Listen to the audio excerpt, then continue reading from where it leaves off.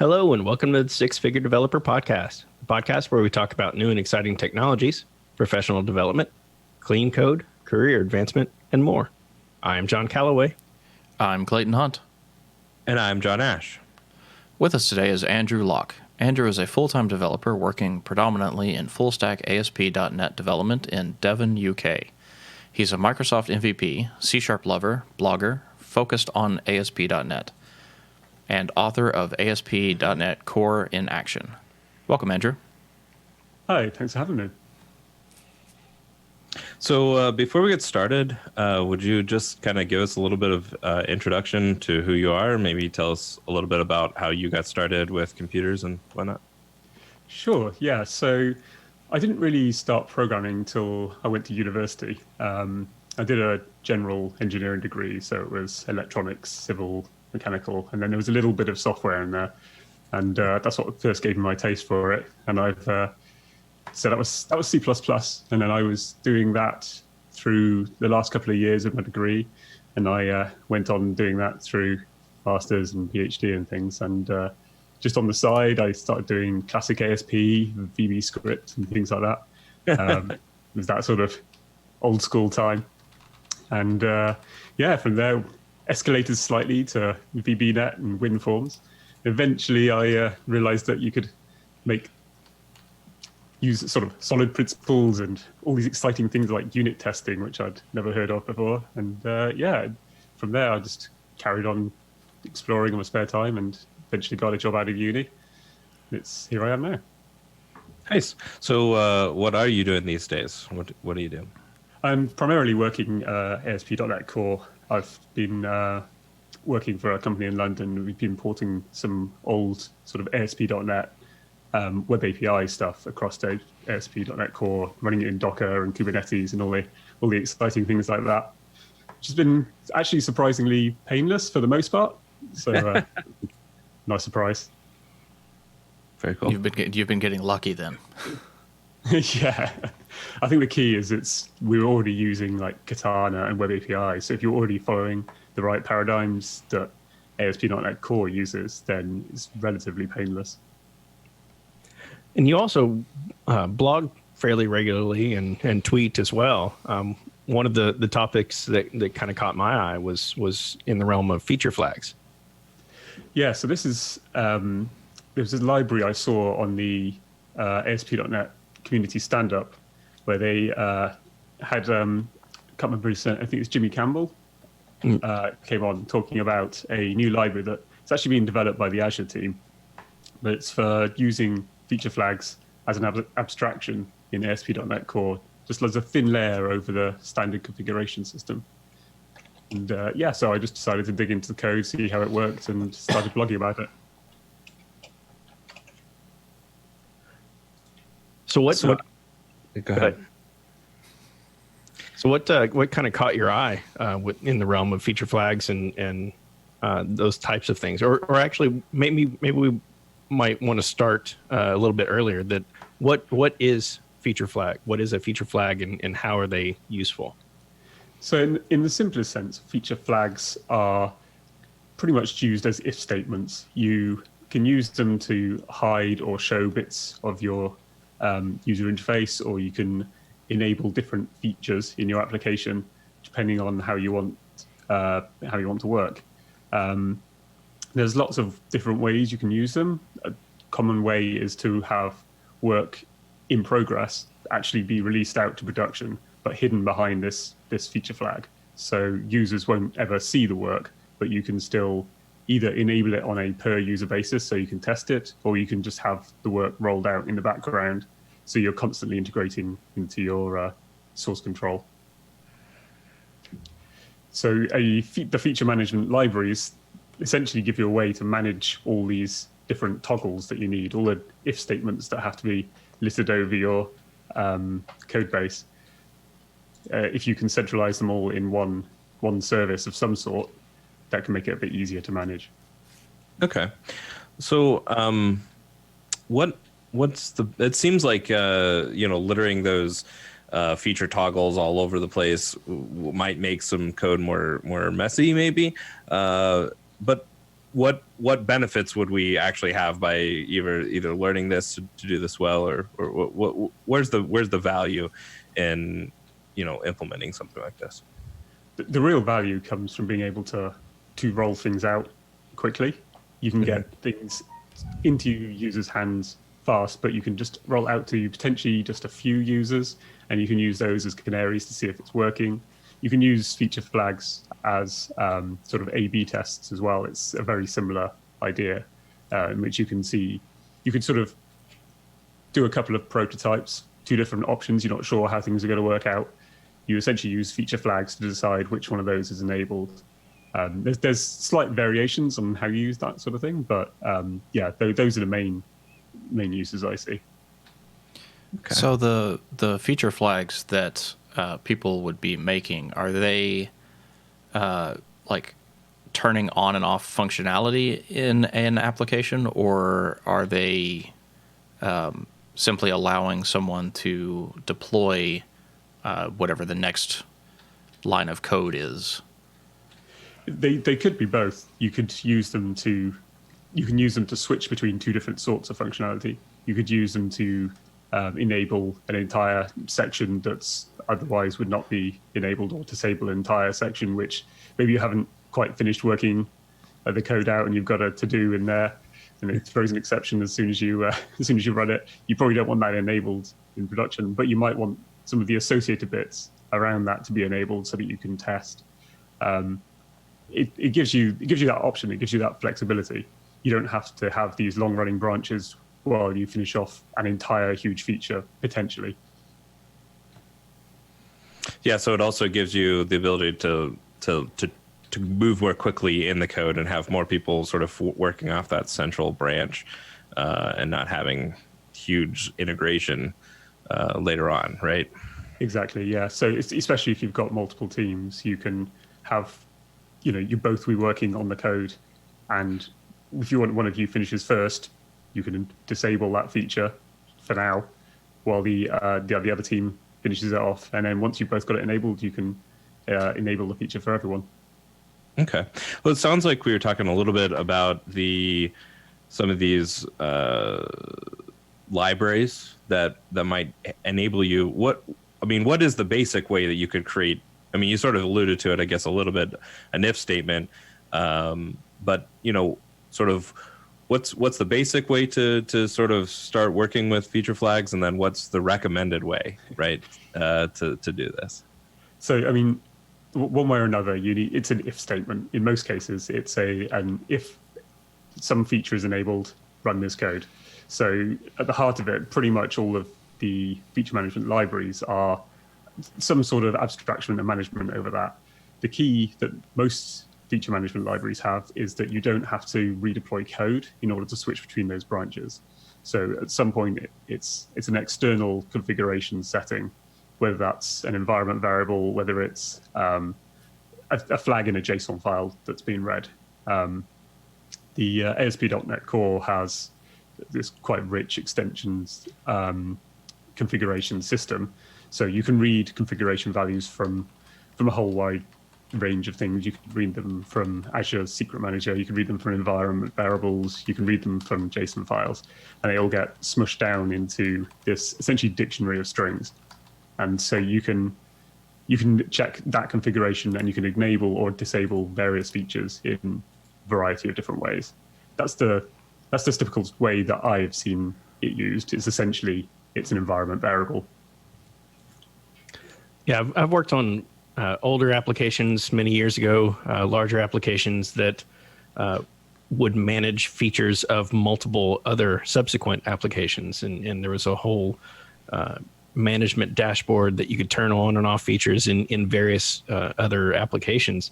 And, it just seems like that's a lot of overhead where you're writing an application just to manage features of other applications. And that seems to me like, that while a nifty idea, I'm not sure that's the approach I might take these days. It seems like just a lot of complication, and I very much want to work towards simplicity. I think it depends. There is a place for that. I think if you have got very big systems and big teams, and you're managing flags across a whole range of systems, then I think that can definitely make sense. It's just, I wouldn't necessarily say build that application yourself. There's software as a service products which provide that, like LaunchDarkly and Split.io and others, which essentially provide that service. And so then instead of checking just a configuration value, you're calling their service to find out whether a flag is enabled. It's the same overall option, but it handles all that for you. Yeah, I'm kind of the opinion that if you have to write a management application to manage your configuration, then you're probably doing something different. A step too far. Yeah. There are, like you said, there are companies that are devoted to this space, like a LaunchDarkly, for instance. Yeah, totally. They provide huge numbers of extra configuration for you. I can't remember. There's a general maxim: if it's not your business's core competency, you shouldn't really be building it yourself. So it makes a lot of sense to outsource that, I think. But it's so much fun to build it yourself. Yeah, it's true, which is probably why I always end up building my own systems. For small applications as well, that something like LaunchDarkly is kind of overkill. In that case, yeah, just having things in configuration files or environment variables is perfectly reasonable, I think. Yeah, and just looking at some of the NuGet packages available these days, at least some of the ones that are currently in preview, like the Azure App Configuration. I'll just read here. Azure App Configuration is an Azure service that allows users to manage configuration within the cloud. Users can create app configuration stores to store key value settings and consume stored settings from within applications, deployment pipelines, release processes, microservices, and other Azure resources. Those are the types of things that I'm excited about because I don't have to worry about rolling my own configuration management anymore. Exactly, yeah. And the ASP.NET Core configuration system hooks all into that. So, you can get it just without any pain at all. So, in that they're currently in preview, have you had much ability or opportunity to work with these types of things? Are they production ready, or is it something that we should be using currently? So the library I've looked at specifically in my blog was Microsoft.Feature Management, and that library is essentially just a thin wrapper over the configuration system I was talking before.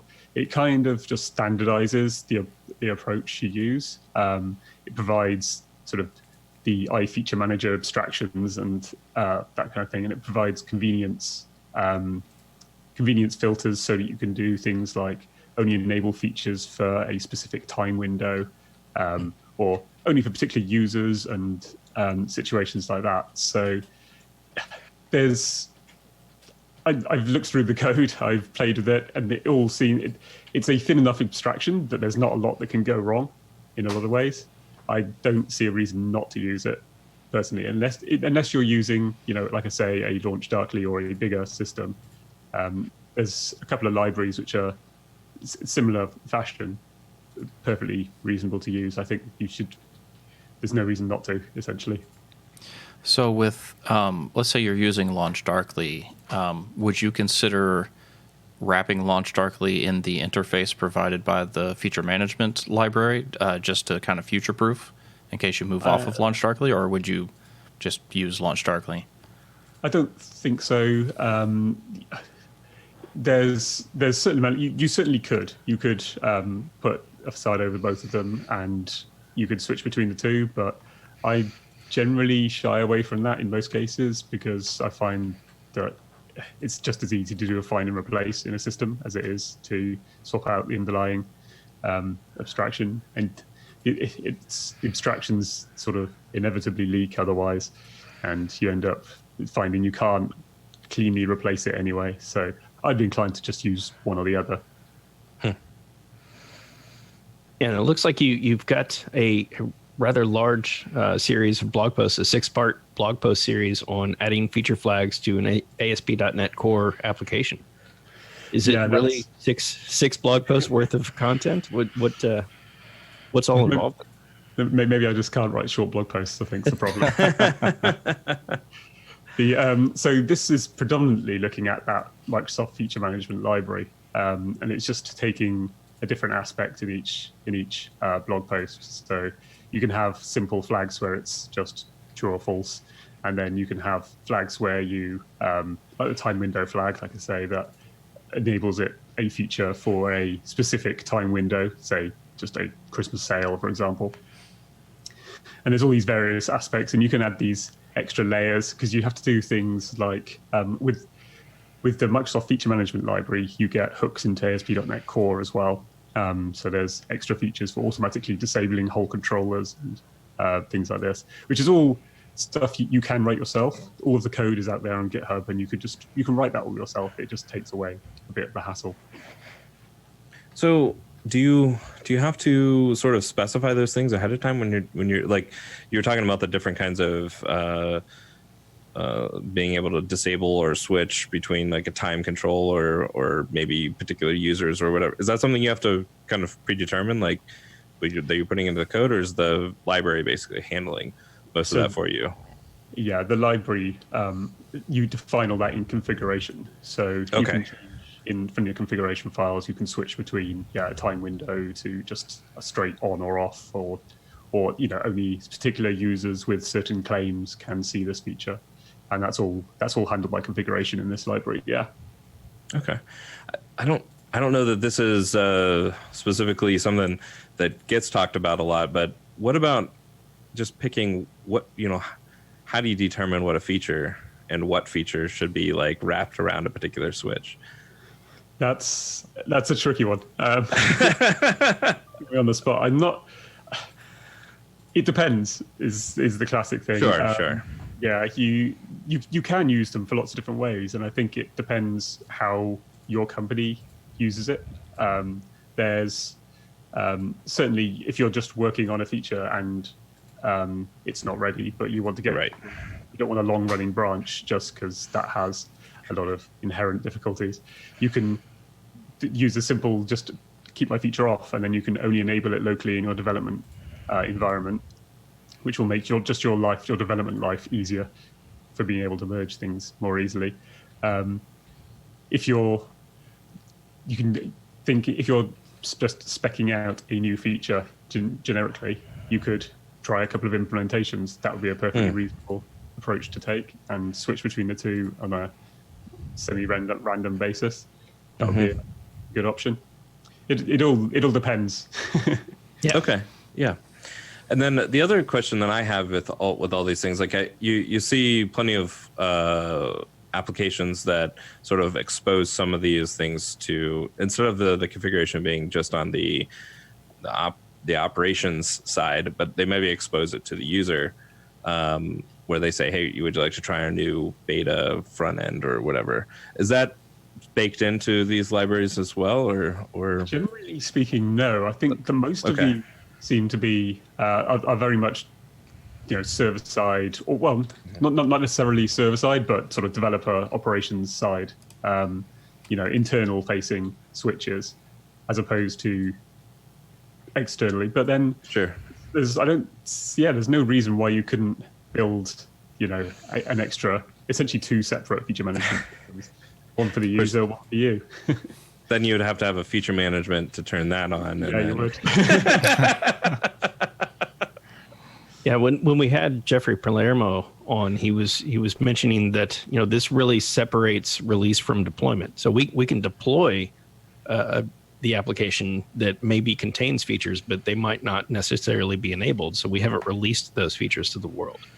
And thinking about architectural ideas on keeping things clean, like Ash mentioned earlier, that if we're having all these if conditions and these feature flag conditions in the application, are we littering the application? So do we need to maybe change our approach with how we construct applications, that we can really determine that a feature is a slice through the system, or that there are common components? Can we think about that differently? I think that is a difficult one. As you get more features, you are almost inherently going to have more of these if flags. You can work around it to an extent with things like the action filters that are in Microsoft Feature Management, for example, where it's an attribute decorated on a controller and an entire controller is enabled or disabled based on this feature. That can remove some of, if you can use those sort of declarative approaches, that can make it a bit easier to read and remove the imperative ifs, but they're there at a level. I think developing in feature slices is definitely going to help, as you can enable it at a much higher level of the application. So it's a tricky one. There's going to be some elements that are always going to be there, unfortunately. Sure. One library that looks quite nice as well is it's called Esquio. I'm not sure how to pronounce it. ESQUIO. It's by Zaboril team that built the Beat Pulse, and their system is very similar to the Microsoft Feature Management library, but they've got some Azure DevOps integration as well. So you can actually, as part of your release process in Azure DevOps, you can have it trickle out to a few users, have them try it, make sure the feature's working okay, and then have it automatically complete the release by enabling the feature fully for you. I haven't tried that, but it looks very nice. Yeah, I'm very interested in that one. I'll have to take a look at it. So if your company is thinking about starting to use feature management, where do you start with feature flags? Like, what's a good kind of entry into it so that you can kind of test the waters? I think the easiest way is just using configuration. Have the choice of whether a feature is enabled or not. Decide what your feature needs to be in the first place. What is the thing you want to, enable or disable, and then just put it behind a configuration setting so that you can change that at runtime without having to recompile your application, without having to do anything else. And that's the first step, really. From there, the libraries essentially just build abstractions around that and let you just tidy up your code a bit. But at the first stage, that should be an external configuration is the key point. Okay. And then it's literally just a if statement somewhere in the code based on that configuration? Exactly. That's the easiest way to start. Obviously, it could get a bit messy from there if you just keep adding. That's the first step. Well, and that is a thing. Like, if you keep building on that, when do you go and clean up all those feature toggles? Like, how do you know when it's time to remove a toggle that was just there so that you could release code when you wanted to? Yeah, that's part of the pain-driven development. So it's when it hurts is when you go and sort it out. Once you've got to that level, you've got that number of configuration settings that you're losing track of what's enabled and things like that. That's when you should definitely be looking at these other options.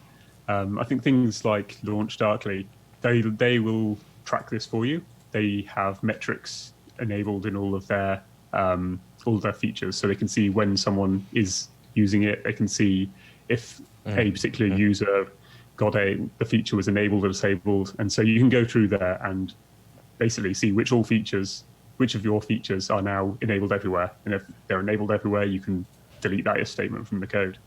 Yeah. This has been enabled since 2017, and Exactly. Well, as long as this has been enabled since 2017 and there's not been errors every time it's run, that's the key. details.